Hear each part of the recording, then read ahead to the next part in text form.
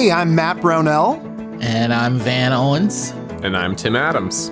Welcome to Climbing the Mountain, where we dive into the scriptures and discuss themes, connections, and real-life application. We're kicking off a series here where we're going to examine the Sermon on the Mount and discuss implications for this teaching for Christians today.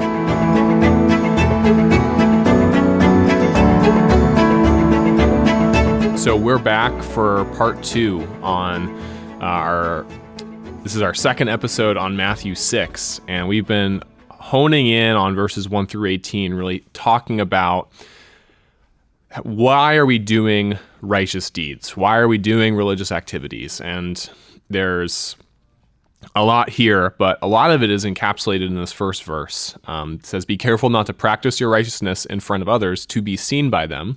If you do, you will have no reward from your Father in heaven." So last time we were trying to unpack, what are some of the practical modern day examples of doing public prayer or public giving or fasting, and what are some ways we can signal to each other, oh yes, I'm really righteous. And we talked about the purpose of these activities and how they're really more about being driven on a desire to be close to God in an ideal context, and that's really what Jesus is trying to get at.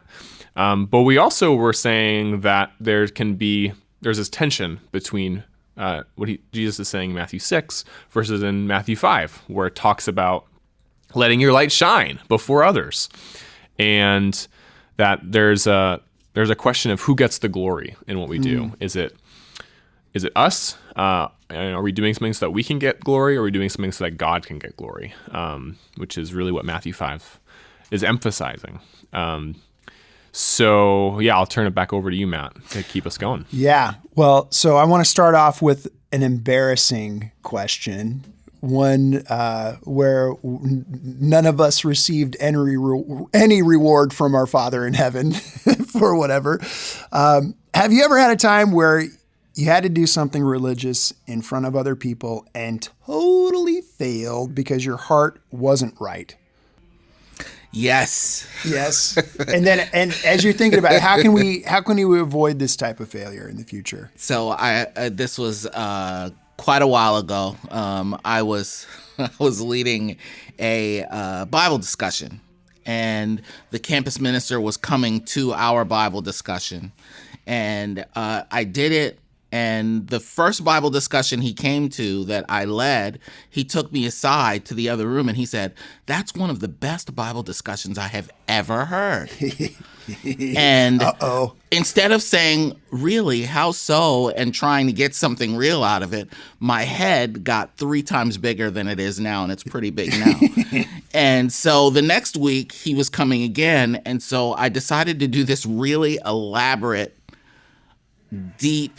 I wanted to be deeper. I wanted to be more meaningful. I wanted to be more funny where I wanted to be funny. I wanted to be more serious where I was going to be serious. I picked this really difficult thing to talk about, and we did it, and I could tell right from the beginning it was failing. I would ask a question and nobody would answer it, and it was just horrible. And he took me aside after that and he said, "So that was one of the worst Bible discussions I've ever heard in my life, and I don't understand what happened." And I think what happened was I got performative. Yeah. I wanted to live up to this new image that I had of myself, of this great Bible scholar. And what I could have done to avoid that was just did what I did the first time. Mm-hmm. Stick with something that I felt, that I knew very well, that I was working with in my own life. It's brevity and clarity, and to make sure that I remember that I'm not the hero of this story. Yeah. That and I think that we live in a society now where everybody's trying to be the hero of their own story all the time, and that's where we trip up. I'm not the hero of this story. I'm a Christian. The hero of my story is Jesus. Yep. And so he's the one whose story I'm telling.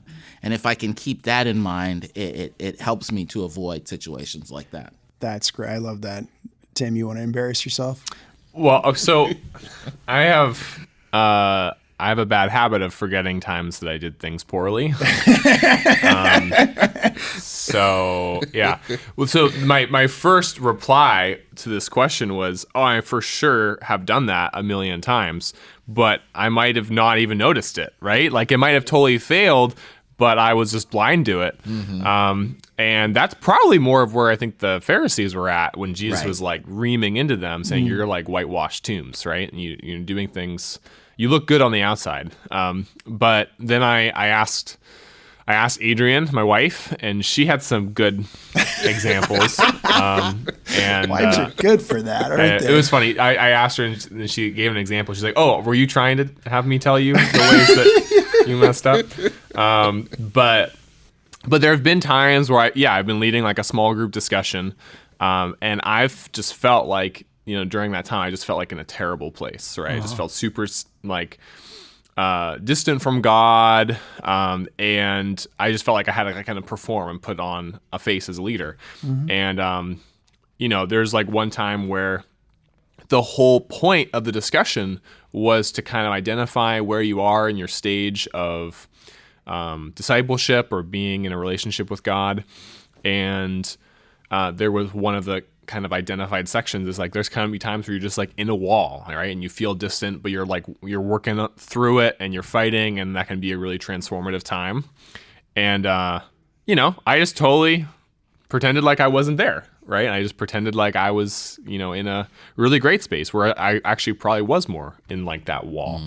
And so, I think for me,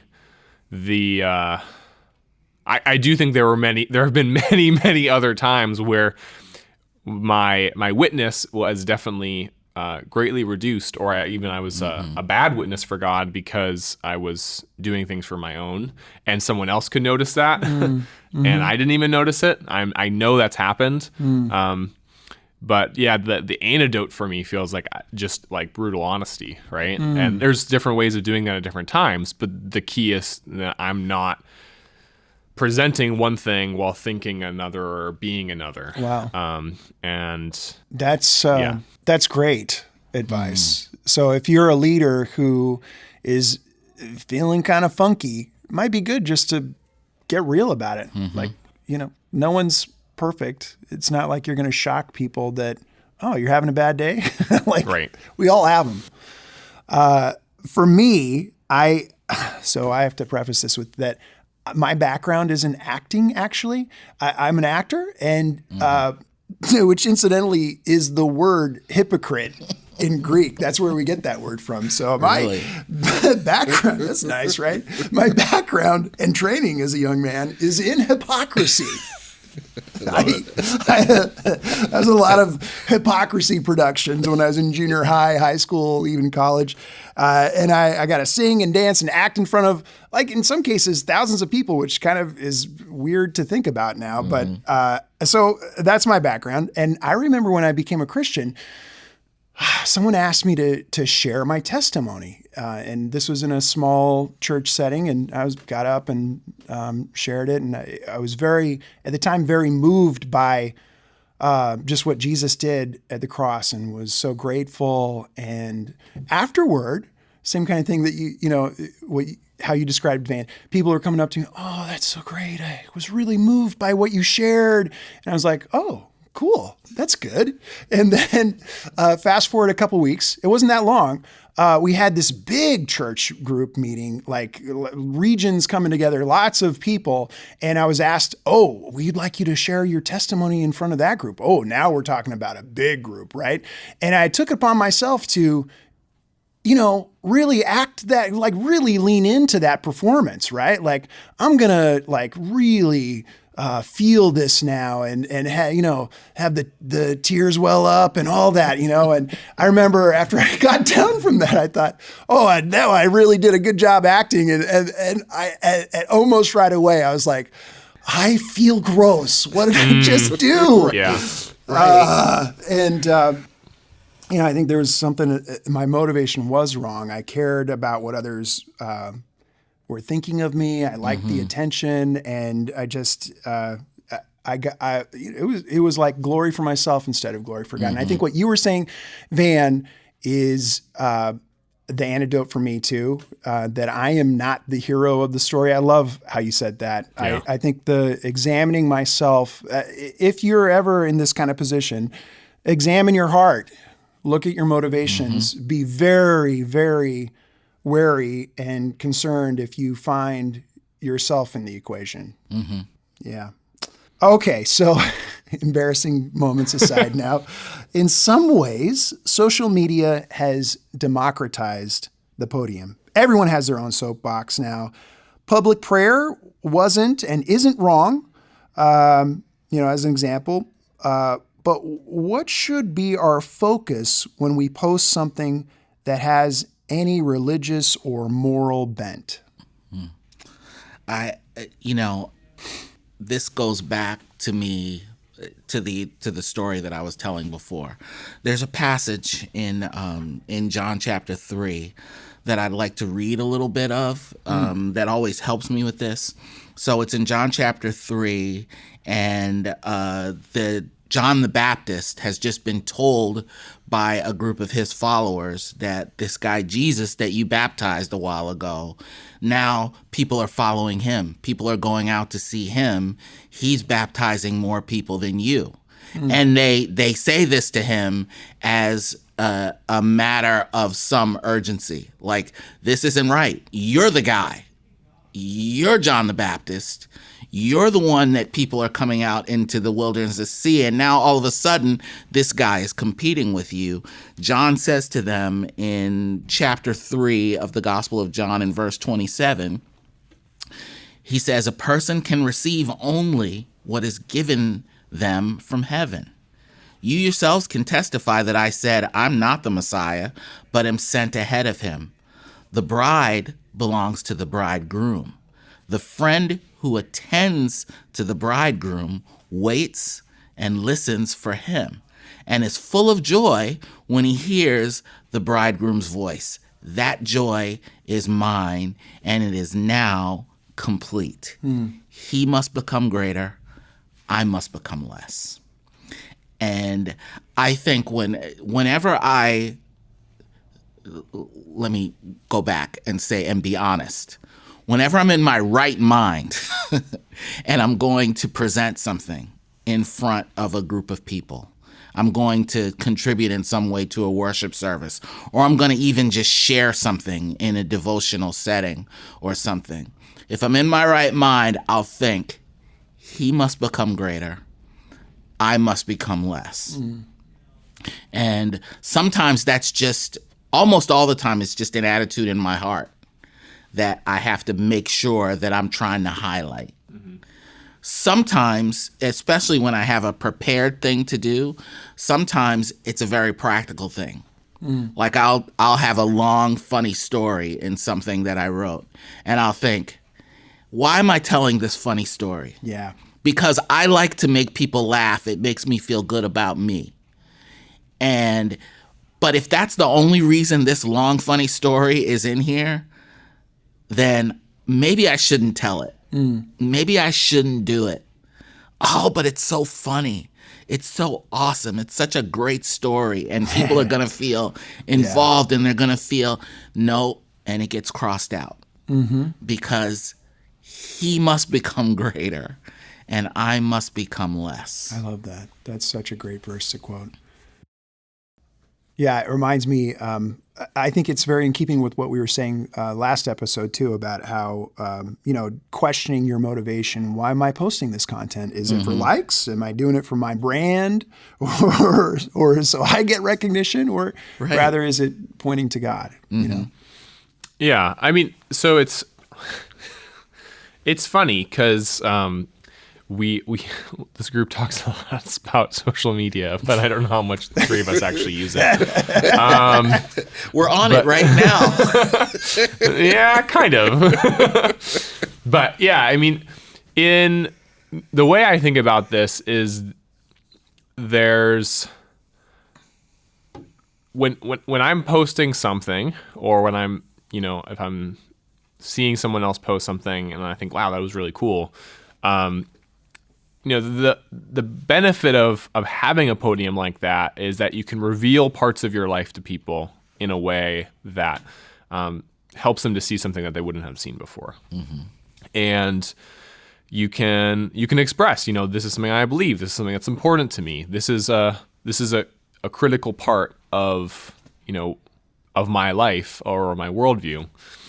And if that is something that is godly, that can be incredibly productive, because it gives a chance to shine light onto something that is very good.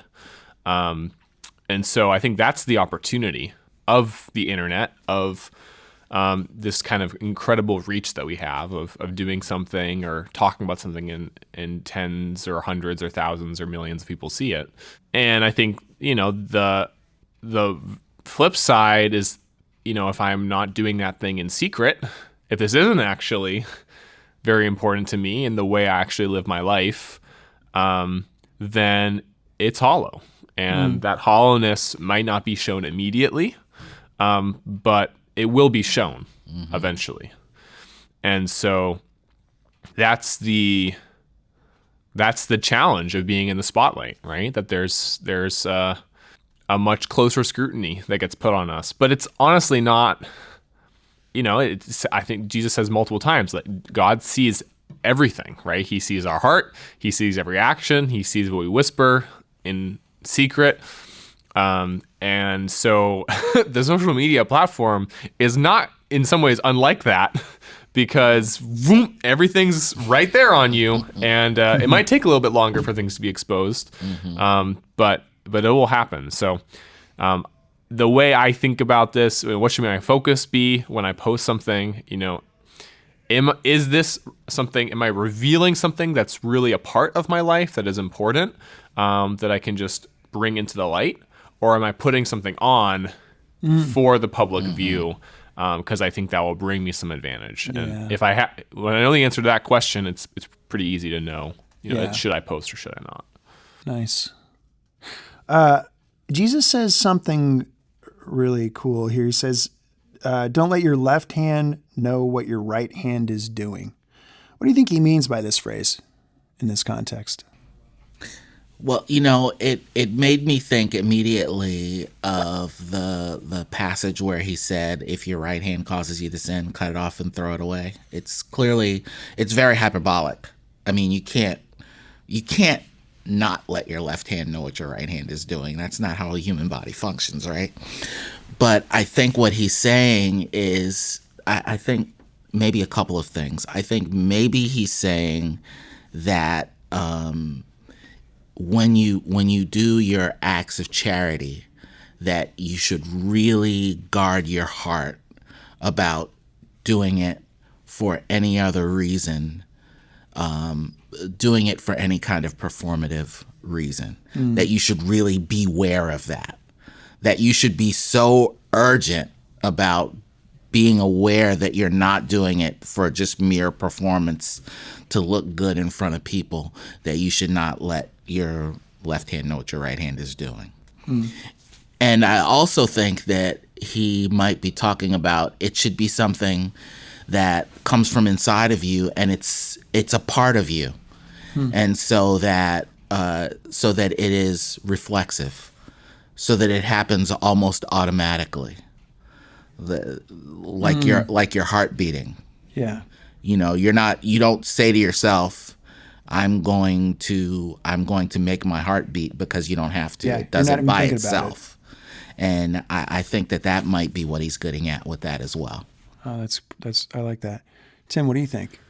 I mean, he says right after that, so that you're giving maybe in secret. And so that's the simple way of thinking about it. But, then we've got many examples in the New Testament where someone gives not in secret.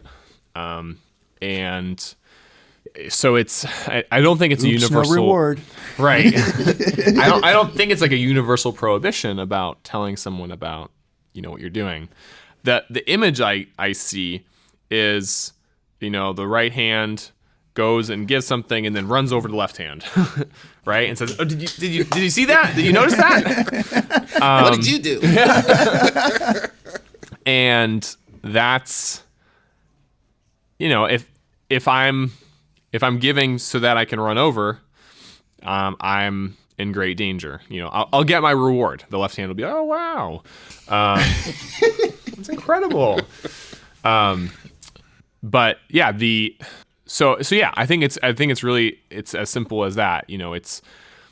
It's not so that there's this immediate feedback loop of I'm going to get my praise right now. The point of me giving without making a big deal of it is so that God can be glorified.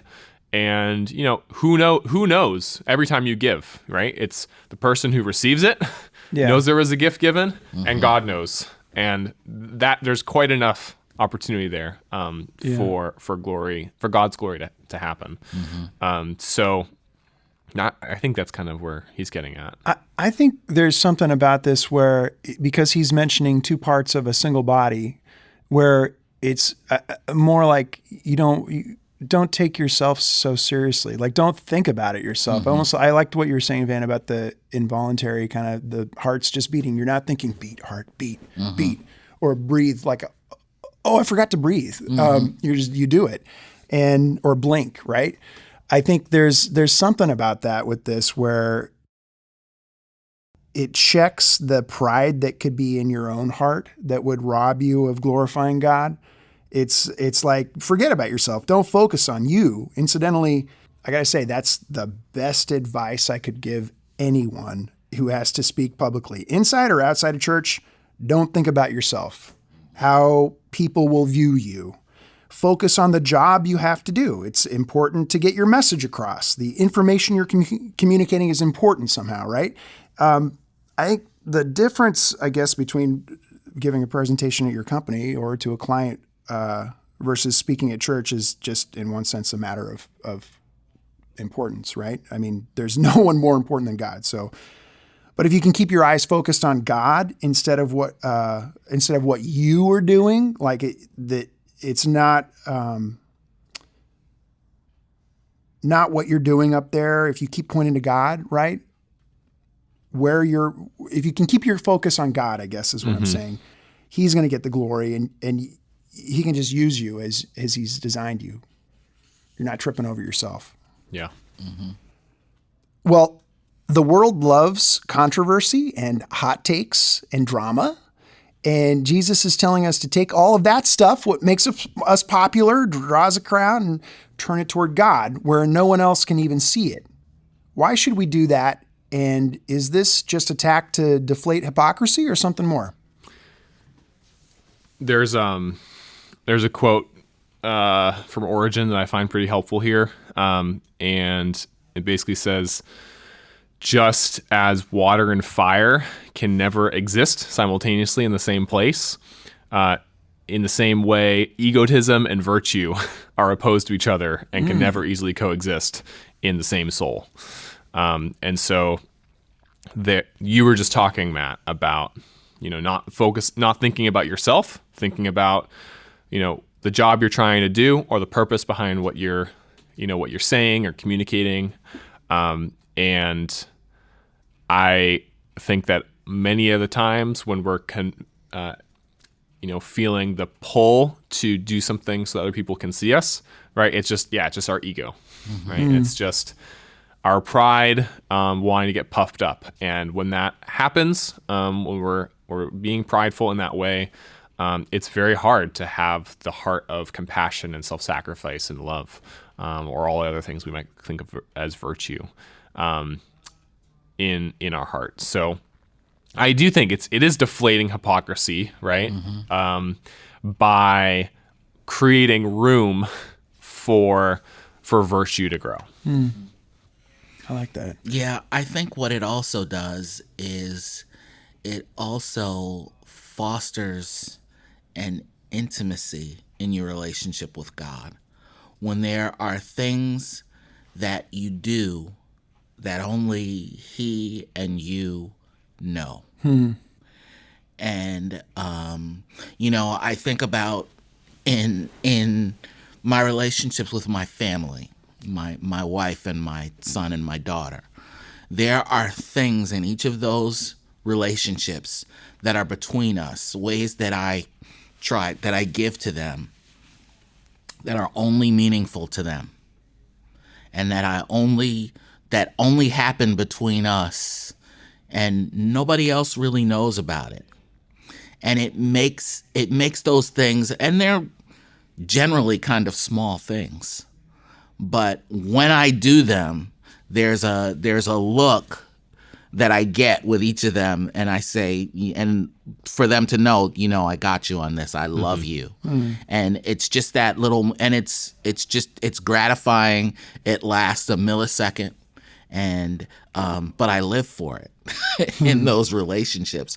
I think of there's a very fascinating passage for me anyway, in Revelation 2, where Revelation, he's giving all these messages to the churches there in the beginning of Revelation, and at the end of them he has a little exhortation or a warning, and in one of them he says, to the one who is victorious, I will give some of the hidden manna. I will also give that person a white stone with a new name written on it, known only to the one who receives it. I read that, and it feels like one of those things. It feels like I want there to be things between me and God that only He knows. Yeah. I just want to do something for somebody that even that person doesn't even know that it was done for them, because I want God to know that.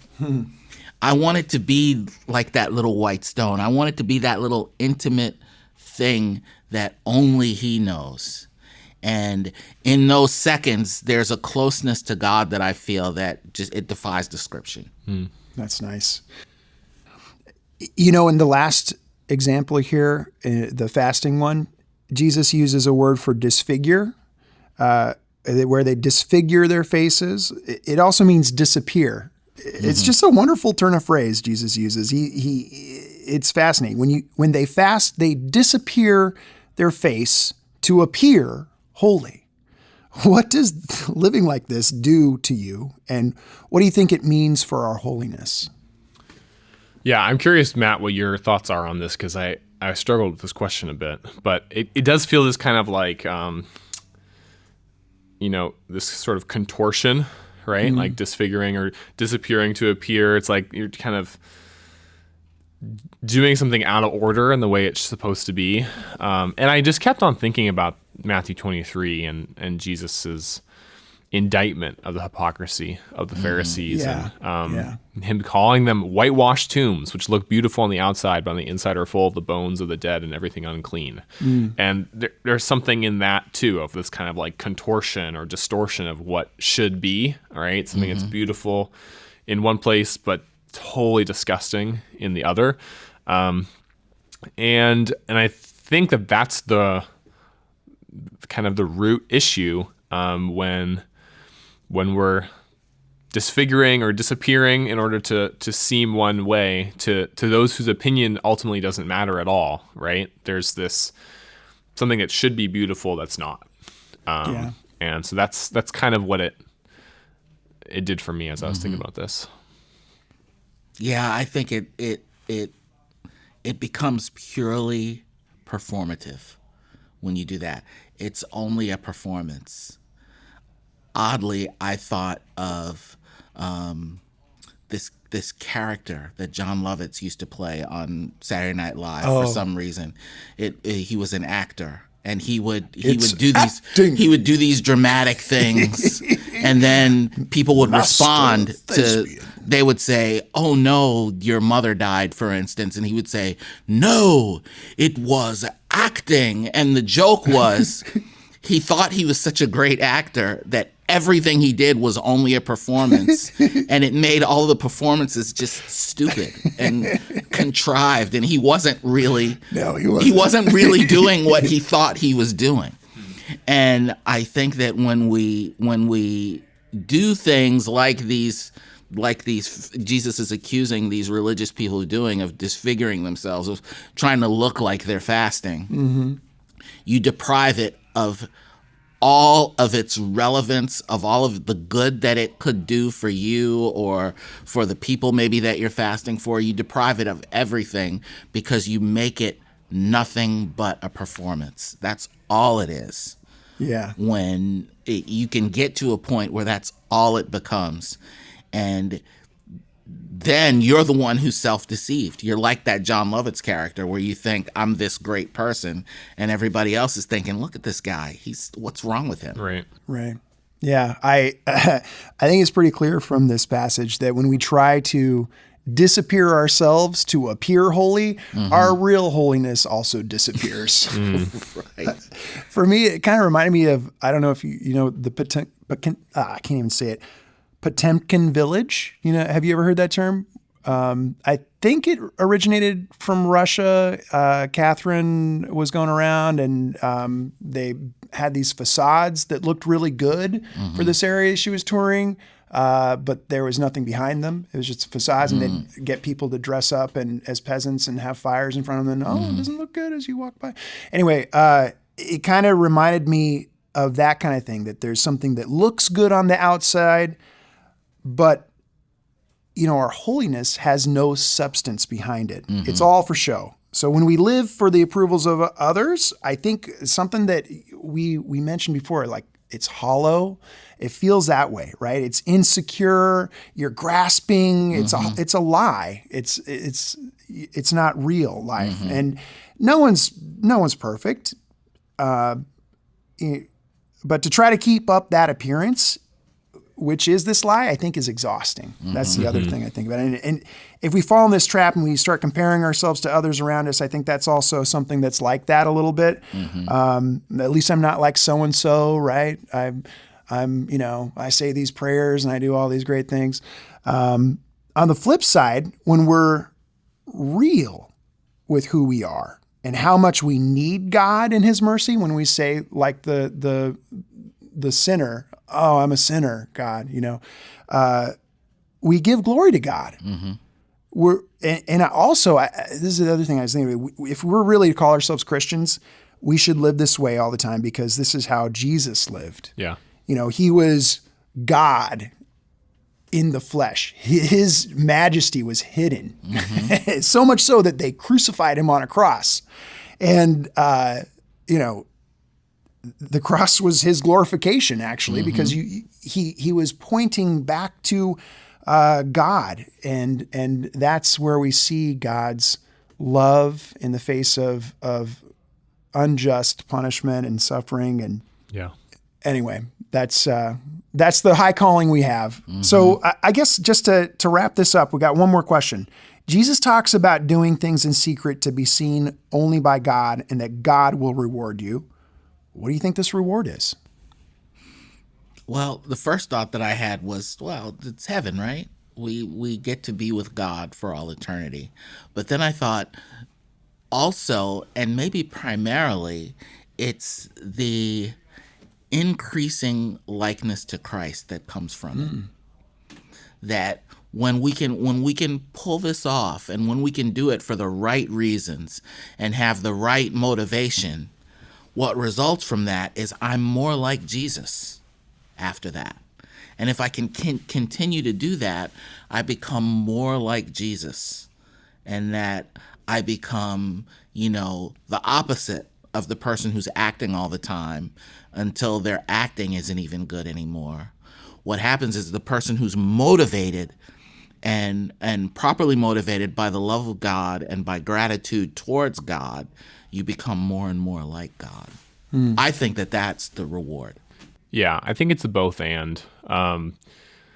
But there's anyone who has spent any part of their life focused on getting other people to think of them a certain way is familiar with that sense of, things caving in, right? There's like, I'm always fighting against, this insatiable desire that other people have for me to look a certain way, or for my own perception to keep up that appearance, right? And when I do things out of motivation to please God and to be more like God, I'm inviting I'm inviting the Spirit to come in and to remove that prison, right? And so, everyone who sins is a slave to sin. Or in 2 Corinthians, now the Lord is the Spirit. Where the Spirit of the Lord is, there's freedom, right? And so I think there is a very real gift and a reward of becoming free from having to keep up the appearance. And that's pretty profound for, at least talking as a person who's naturally a people pleaser, naturally feels that pressure to realize that I don't need to forever live that way. Yeah, that is a reward to take the burden off your shoulders of, I have to measure up, I have to look good, I have to, compare myself to everyone around me. And that is exhausting. I think what you were saying too, Van, about a God, being with him forever in eternity, I think that is part of this too. Like when I look at the flow of Matthew 6, I can see and then the very next verses, it starts talking about don't treasure earthly treasure, heavenly treasure. And, it reminds me of 1 Peter 1, where he says, he describes an inheritance that can never perish, spoil, or fade. It's kept in heaven. And, so there's something better that's waiting for us. We've got, I don't know exactly what this is. Paul talks about a crown, an imperishable crown. You read about a crown of glory even in I think 1 Peter as well. But I don't know. For me, all of that, who knows what that exactly means, but there's something better, way better than anything here. And so that kind of that's our hope, tied in like an anchor in heaven. But the biggest reward, whatever all that other stuff is that can't perish or spoil, the biggest one I think is God. Yeah. And this is, I think, what we're seeing, that the motivation, all of this is relationship with God. That's where it comes from. And it reminds me of Genesis 15, where God turns to Abram and says, I am your shield, your very great reward. I think what we're seeing here, in part with what Jesus is preaching here, is we should have a focus on God and value him above everything else. Amen to that. Amen to that. Well, I think that winds us down here for this session. This has been fun. Yes. Yeah, thanks for this discussion, guys.